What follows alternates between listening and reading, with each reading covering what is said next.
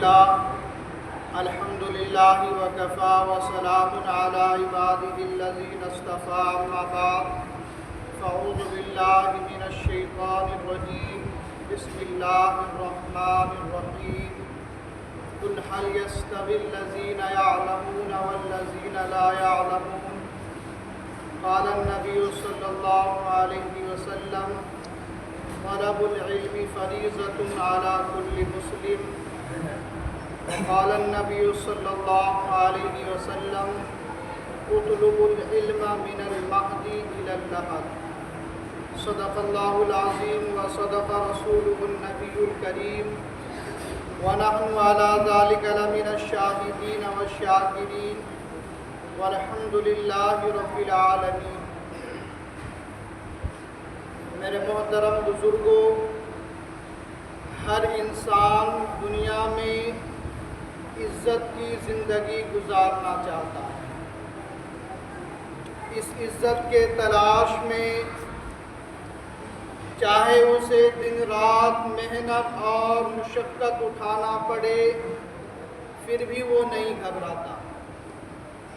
اس عزت کے تلاش میں اس انسان کو اپنی راحت اور سکون کو بھی قربان کرنا پڑے تو بھی وہ پیچھے نہیں ہٹتا۔ اس کے دل کی ایک تڑپ اور تمنا ہوتی ہے کہ مجھے عزت کی زندگی نصیب ہو جائے۔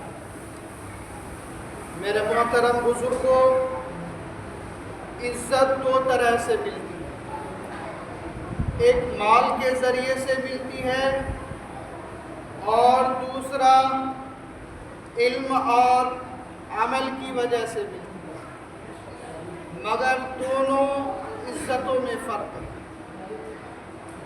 جس طرح مال خود ایک عارضی چیز ہے، اسی طرح اس سے ملنے والی عزت بھی عارضی اور ناپائیدار ہے۔ علم اور نیک اعمال چونکہ باقی رہنے والے ہیں، باقیات اور صالحات میں سے ہیں، تو یہ بات طے شدہ ہے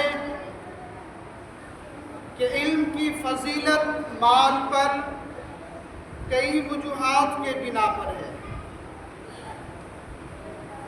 علم انسان کو عمل پہ ابھارتا ہے، اور جب انسان نیک اعمال کرتا ہے تو اسے دنیا اور آخرت میں عزت ملتی ہے، اور نیک اعمال کے بنا پر جو انسان کو عزت ملتی ہے وہ عزت دائمی ہوتی ہے۔ اس لیے کہ اللہ رب العزت نے قرآن کریم میں ارشاد فرمایا وَلِلَّهِ الْعِزَّةُ وَلِرَسُولِهِ وَلِلْمُؤْمِنِينَ، عزت اللہ کے لیے اور اس کے رسول کے لیے ہے اور ایمان والوں کے لیے۔ میرے محترم بزرگوں، علم ایک ایسا موضوع ہے اگر اس پہ بولنا شروع کیا جائے تو اس کی انتہا ممکن نہیں، اور اگر اس پہ لکھنے کا آغاز کیا جائے تو شاید کتابوں کے جلدوں کے جلد بھر جائے۔ تو میں اس مختصر سے وقت میں آپ حضرات کے سامنے قرآن اور سنت کی روشنی میں علم دین کی فرضیت اور اس کی اہمیت بیان کروں گا۔ دعا کرے کہ اللہ تعالیٰ مجھے صحیح بات کہنے کی توفیق عطا فرمائے۔ میرے محترم بزرگوں، علم کے معنی جاننے اور آگاہی ہے۔ اللہ رب العزت نے اپنے بندوں پر بے انتہا احسانات فرمائے ہیں۔ ان احسانات میں سے ایک احسان علم ہے جو اللہ رب العزت نے اپنے بندوں کو عنایت فرمایا۔ نبی اکرم صلی اللہ علیہ وسلم نے ارشاد فرمایا طلب العلم فریضۃ علی کل مسلم، کہ علم دین کا حاصل کرنا ہر مسلمان چاہے مرد ہو یا عورت سب پر فرض ہے۔ یہ وہ علم ہے جس کے متعلق غار حرا میں سب سے پہلی وحی اقرأ باسم ربک الذی خلق نازل ہے۔ علم وہ عظیم نعمت ہے جس کے متعلق رب کائنات، خالق کائنات اللہ رب العزت علام الغیوب نے ربی زدنی علما کی دعا سکھائی۔ علم ہی وہ تفریق ہے جس کو اللہ رب العزت نے انسان اور جانوروں کے درمیان پیدا فرمایا۔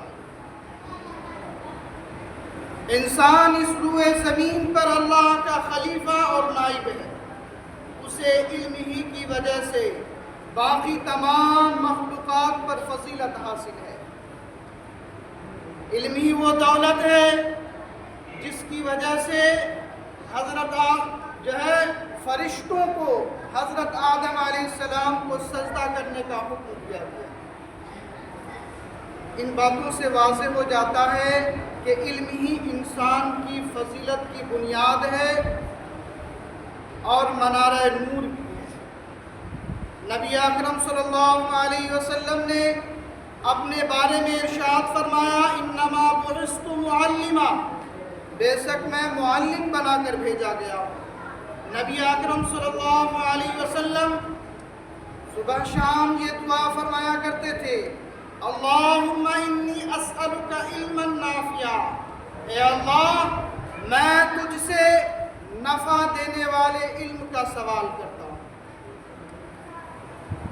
لیکن میرے محترم بزرگوں دوستو، آج ہم نے یہ سمجھ لیا ہے، آج ہمارے معاشرے کے لوگوں نے یہ سمجھ لیا ہے کہ اگر ہم نے علم دین حاصل کرنا ہے تو دنیاوی علم کو چھوڑنا پڑے گا، اور اگر ہم نے دنیاوی تعلیم حاصل کرنی ہے تو دینی علم سیکھا ہی نہیں جا سکتا۔ حالانکہ ہونا تو یہ چاہیے تھا کہ ہر مسلمان علم کی طرف سب سے زیادہ توجہ دیتا، چاہے وہ دینی علم ہو چاہے وہ دنیاوی علم ہو، جبکہ قرآن کریم نے دین کے بنیادی احکامات کے ساتھ ساتھ دنیاوی علم، فلسفہ، تاریخ، ریاضی اور سائنسی علوم پر بھی غور و فکر کرنے کی دعوت دی۔ نبی اکرم صلی اللہ علیہ وسلم نے فرمایا اطلبوا العلم من المہد الی اللحد، ماں کے گود سے لے کر قبر تک علم حاصل کرو۔ نبی اکرم صلی اللہ علیہ وسلم نے یہ بھی ارشاد فرمایا کہ مومن علم سے کبھی بھی سیر نہیں ہوتا۔ حضرت علی رضی اللہ عنہ سے کسی نے پوچھا کہ امیر المؤمنین مال افضل ہے یا علم؟ تو حضرت علی رضی اللہ عنہ نے فرمایا علم انسان کو ذی شرف بنا دیتا ہے اور مال انسان کو ذلیل کر دیتا ہے۔ علم انسان کو سخی بناتا ہے اور مال انسان کو بخیل بنا دیتا ہے۔ علم دوسروں کو بانٹنے سے، علم دوسروں کو دینے سے بڑھتا ہے، علم میں اضافہ ہوتا ہے، جبکہ مال دوسروں کو دینے سے، دوسرے لوگوں میں بانٹنے سے کم ہوتا ہے، گھٹتا ہے۔ علم انسان کی خود حفاظت کرتا ہے، جبکہ مال کی حفاظت خود انسان کو کرنا ہے۔ علم انبیاء علیہ السلام کی میراث ہے اور مال قارون اور فرعون کی میراث ہے۔ علم حاصل کرنے سے انسان کے دوست بڑھتے ہیں اور مال حاصل کرنے سے انسان کے دشمن اور اس کے حاسد بڑھتے ہیں۔ علم کو چوری کرنے کا کوئی خطرہ نہیں ہے اور مال کو کبھی بھی امن نصیب نہیں ہوتا۔ میرے محترم بزرگوں دوستو، علم عظمت، سربلندی کا ذریعہ ہے۔ علم اللہ تعالیٰ کے نزدیک جو ہے سب سے زیادہ مقرب بندوں میں شمار کرواتا ہے۔ عالم اور جاہل اللہ رب العزت کے نزدیک برابر نہیں ہو سکتا۔ قرآن کریم میں 7 مقامات پر اللہ رب العزت نے فرمایا کہ یہ چیز برابر نہیں ہو سکتی۔ مثال کے طور پر قرآن کریم میں اللہ رب العزت نے فرمایا قُلْ هَلْ يَسْتَوِي الَّذِينَ يَعْلَمُونَ وَالَّذِينَ لَا يَعْلَمُونَ کہ اے محمد صلی اللہ علیہ وسلم آپ فرما دیجئے کیا علم والے اور بغیر علم والے برابر ہو سکتے ہیں؟ دوسری جگہ فرمایا قُلْ لَا يَسْتَوِي الْخَبِيثُ وَالطَّيِّبُ پاکیزہ چیز اور ناپاک چیز برابر نہیں ہو سکتی۔ آگے فرمایا لا يستوی اصحاب النار واصحاب الجنہ جنت والے اور دوزخ والے برابر نہیں ہو سکتے۔ آگے فرمایا وما يستوی الاعمی والبصیر کہ بینا اور نابینا برابر نہیں ہو سکتے۔ آگے فرمایا ولا الظلمات ولا النور روشنی اور ظلمت برابر نہیں ہو سکتی۔ آگے فرمایا ولا الظل ولا الحرور دھوپ اور چھاؤں برابر نہیں ہو سکتی۔ آگے فرمایا وما يستوی الاحیاء ولا الاموات زندہ اور مردہ برابر نہیں ہو سکتے۔ جو لوگ نور ایمان سے منور ہو کر علم سے کام لیتے ہیں اللہ رب العزت نے ان کے لیے ارشاد فرمایا یرفع اللہ الذین آمنوا منکم والذین اوتوا العلم درجات اللہ رب العزت ان لوگوں کے درجات کو بلند فرمائے گا جو تم میں سے ایمان لائے اور جنہیں علم دیا۔ مذہب اسلام اپنے ماننے والوں کو یہ درس دیتا ہے کہ علم کی تلاش میں نکلو، حکمت اور دانائی کی موتی جہاں سے مل جائے وہیں سے حاصل کرو، اس لیے کہ انسان علم کے بغیر ادھورا ہے۔ قرآن کریم میں اللہ رب العزت نے فرمایا علم کے بغیر انسان کیا ہے؟ جانور کی طرح، اولئک کالانعام جانور کی طرح ہے، بلکہ اس سے بھی بدتر ہے، بل ہم اضل جانور ہی نہیں بلکہ اس سے بھی بدتر ہے، اور ڈنگروں کی طرح۔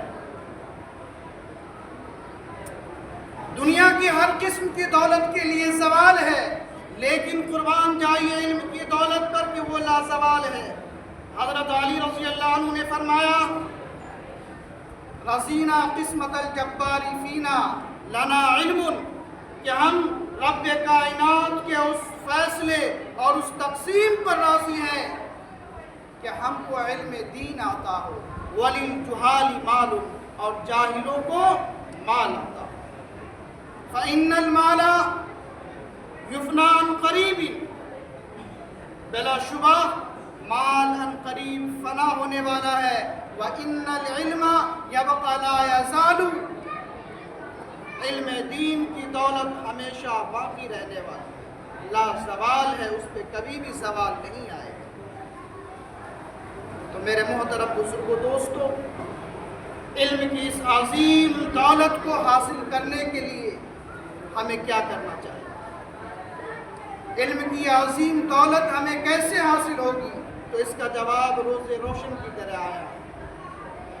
جب دنیا کی معمولی سی چیز بھی بغیر محنت اور مشقت اور پریشانی کے نہیں ملتی، تو یہ علم جو لازوال ہے، جو عزت کا ذریعہ ہے، جس علم نے حضرت آدم علیہ السلام کو جو ہے فرشتوں کو جو ہے آدم علیہ السلام کے سامنے سجدہ کروایا، وہ علم ایسے ہی مل جائے گا بغیر محنت اور مشقت کے؟ تو یہ علم بھی بغیر محنت اور مشقت کے نہیں ملے گا۔ ایک شاعر نے کیا خوب کہا من رام العلا من غیر قد جو شخص محنت اور جستجو کے بغیر بلندی کا طلبگار ہو، اضاع العمر فی طلب المحال کہ ایسا شخص محال اور ناممکن چیز کے طلب کے اندر اپنی عمر کو ضائع کرے۔ حضرت علی رضی اللہ عنہ نے فرمایا کہ لو کان ھذا العلم یدرک بالمنی جب علم کا مقام و مرتبہ سب سے زیادہ اعلیٰ اور عرفہ ہے، تو کیا یہ علم محض جستجو اور تمناؤں سے حاصل ہو جائے گا؟ فَإِنَّ الْيَبْقَى فِي الْبَرِّيَّةِ جَاهِلًا، اگر یہ علم محض آرزو اور تمنا سے حاصل ہو جاتا تو اس روئے زمین پر کوئی بھی جاہل باقی نہیں ہوتا۔ تو میرے محترم بزرگوں دوستو، جب یہ علم کی عظیم دولت بغیر محنت اور آرزو اور تمنا سے حاصل نہیں ہو سکتا تو اسے کس طرح سے حاصل کیا جا سکتا ہے؟ تو حضرت علی رضی اللہ عنہ نے فرمایا، فَاجْهَدُوا وَلَا تَكْسِلُوا وَلَا تَكُوا غَافِلًا، اگر تم علم کے حصول کے طلبگار ہو، فَاجْهَدُوا تو خوب محنت اور کوشش کرو، وَلَا تَكْسِلُوا اور سستی مت کرو، وَلَا تَكُوا غَافِلًا اور غافل بنے ہوئے مت رہو۔ فَنَدَامَةُ الْعُقْبَى لِمَن يَتَسَاءَلُ، جس نے حصول علم کے زمانے میں غفلت اور سستی سے کام لیا تو اس کا انجام ہمیشہ شرمناک اور عبرتناک ہوتا ہے۔ علامہ اقبال مرحوم نے کیا خوب کہا، مٹا دو اپنی ہستی کو اگر کچھ مرتبہ چاہو، مٹا دو اپنی ہستی کو اگر کچھ مرتبہ چاہو، کہ دانہ خاک میں مل کر گلے گلزار بنتا ہے۔ میرے محترم بزرگوں دوستو، اگر آج ہم اور آپ، ہماری عمر زیادہ ہو گئی، ہم علم حاصل نہیں کر سکتے، تو ہماری اولاد ہمارے پاس ہے۔ اللہ تعالیٰ نے ہمیں اور آپ کو اولاد کی نعمت سے نوازا ہے۔ ہم اپنی اولاد کو دینی تعلیم دے کر یہ مقام و مرتبہ حاصل کر سکتے ہیں۔ ابھی دینی تعلیم کا آغاز، سال کا آغاز ہو چکا ہے۔ عید کے بعد دینی تعلیم کی درسگاہ مدرسے میں نئے سرے سے تعلیم شروع ہوتا ہے۔ اگر ہم چاہتے ہیں کہ ہم اللہ کے یہاں عزت والے ہو جائیں اور اللہ کے یہاں سرخرو ہو جائیں، ذلت اور ندامت سے بچیں، تو ہم کو چاہیے کہ ہم اپنی اولاد کو دینی تعلیم سے آراستہ کریں۔ اگر ہمارے پاس اللہ تعالیٰ نے اولاد کی نعمتیں دی، 3-4 اولاد ہیں، بیٹے ہیں، تو کم سے کم ایک اولاد تو ایسا ہونا چاہیے کہ جو حافظ قرآن، جو ہماری آخرت میں نجات کا ذریعہ بنے۔ آج کل کیا دیکھتے ہیں، ہر جگہ کا یہی ماحول ہے کہ جب والد کا انتقال ہو جاتا ہے تو اولاد میں سے کوئی بھی اپنے والد کا نماز جنازہ پڑھانے کے لیے تیار نہیں۔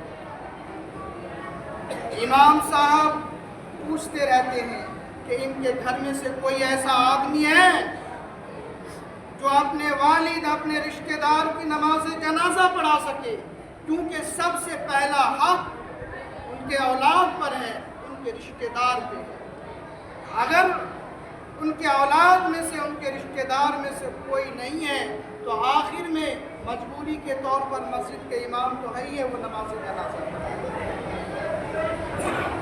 حضرت علی رضی اللہ عنہ فرماتے ہیں کہ قبر میں پڑے ہوئے لوگ، قبر میں لیٹے ہوئے لوگ، جب آدمی قبرستان کے بغل سے گزرتا ہے، قبرستان کے راستے سے گزرتا ہے، تو وہ حسرت بھری نگاہ سے دیکھتا ہے کہ ہے کوئی آدمی جو مجھ پہ فاتحہ پڑھتے جائے، مجھ پہ جو ہے قرآن کریم کی چند آیتیں پڑھتے جائے تاکہ اس کا ثواب مجھے مل جائے، میں قبر میں راحت اور سکون کی زندگی بسر کر سکوں۔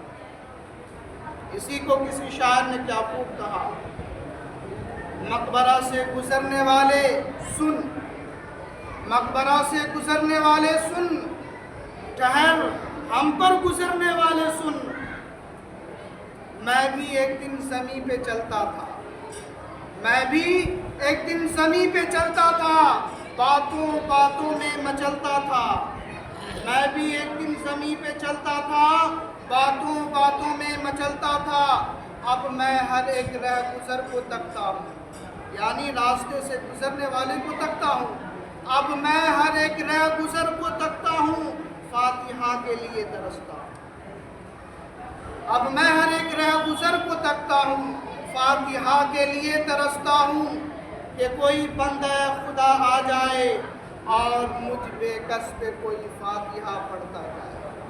اگر آپ اپنی اولاد کو حافظ قرآن بنائیں گے، وہ اولاد یقیناً آپ کی قبروں پہ جا کے کم سے کم سورہ فاتحہ پڑھے گی، سورہ یاسین کی تلاوت کرے گی اور دیگر قرآن کریم کی آیات تلاوت کریں گی، تو اس کے برکت سے آپ کی قبر میں جو پریشانی، جو دقت ہوگی، اللہ تعالیٰ اس کو دور فرمائے گا۔ اگر آپ صرف اپنی اولاد کو دنیاوی تعلیم حاصل کرانے میں لگے،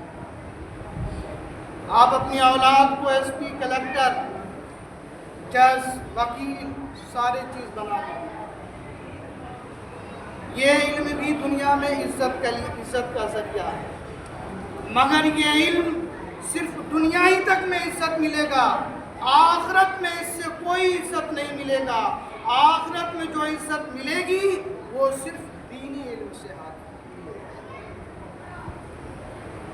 اپنی اولاد کو آپ نے دنیاوی علم دیا، قرآن کی تعلیم نہیں دی، تو آپ کی اولاد قبر پہ جا کے دنیاوی تعلیم ہی پڑھے گا، ABCD ہی پڑھے گا، اور آپ کے قبر پہ جا کے الحمدللہ، سورہ فاتحہ، قل هو اللہ چاروں کل نہیں پڑھ سکتا جب تک کہ آپ اپنی اولاد کو دینی تعلیم دیں۔ ہم آپ تمام لوگوں سے گزارش کرتے ہیں، آپ کو اللہ تعالیٰ نے اولاد کی نعمت سے نوازا ہے، آپ اپنی اولاد کو ڈاکٹر بھی بنائیے، اولاد کو انجینئر بھی بنائیے، اولاد کو وکیل اور جج بھی بنائیے، کم سے کم ایک اولاد کو حافظ قرآن ضرور بنائیے، تاکہ آپ کے لیے آخرت میں نجات کا ذریعہ بنے، سربلندی اور سرخروئی کا ذریعہ بنے۔ اگر آپ نے ساری محنت اولاد پہ دنیاوی تعلیم پہ کر لی، دنیا میں تو آپ کا نام ہو جائے گا کہ یہ جج صاحب کے والد ہیں، یہ وکیل صاحب کے والد ہیں، یہ کلکٹر کا باپ ہے، یہ ماسٹر کا باپ ہے۔ آخرت میں جج، کلکٹر کوئی کام نہیں آئے گا، کام آئے گا تو آپ کی اولاد جو حافظ قرآن بنے گی۔ اللہ تعالیٰ ہمیں کہنے اور سننے سے زیادہ عمل کی توفیق عطا فرمائے۔ وآخر دعوانا الحمدللہ۔